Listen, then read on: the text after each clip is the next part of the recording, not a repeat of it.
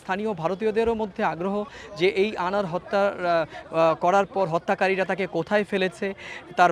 দেহ কত অংশ করা হয়েছে, খণ্ড বিখণ্ড করে কোথায় দেয়া হয়েছে, সব মিলিয়ে কিন্তু একটি চরম যে রহস্য ধোঁয়াশা, সেই ধোঁয়াশার কেনারা কিন্তু সিআইডি আধিকারিকরাও এই কসাই যে জিহাদকে নিয়ে আপনি জানেন যে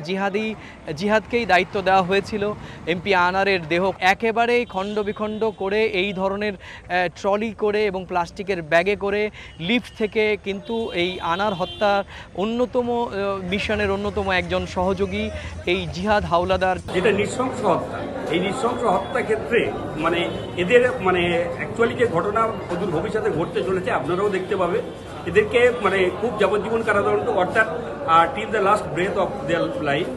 মৃত্যুর আগের দিন পর্যন্ত হয়তো কারাবাস করতে হবে, আর না হলে ফাঁসি হবে।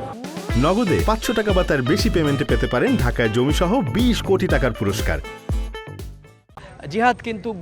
2 বছর ধরে মুম্বাইতে বসবাস করত, মুম্বাইতে একটি বিশেষ এলাকায় কসাইয়ের কাজ করত এবং আমরা দেখেছি যে কিছুক্ষণ আগে যখন কোর্ট থেকে এই বাগজোলা খালে, এই কাশীপুর বাগজোলা খাল ভাঙড়ে নিয়ে আসা হলো এবং তার মুখ ঢাকা, কারণ সুপ্রিম কোর্টের নিয়ম আছে জানেন যে কোনো আসামিকে তার মুখ গণমাধ্যমে তার মুখ প্রদর্শন করা যাবে না, সে কারণে তার মুখ ঢাকা অবস্থায় শুধু চোখ দুটো ছিল এবং তাকে দেখা গেছে কতটা চোখ বিচলিত এবং সে কিন্তু বোঝানোর চেষ্টা করছে যে এই দিকে নয় ওই দিকে ফেলেছে, কোথায় ফেলেছে, কিন্তু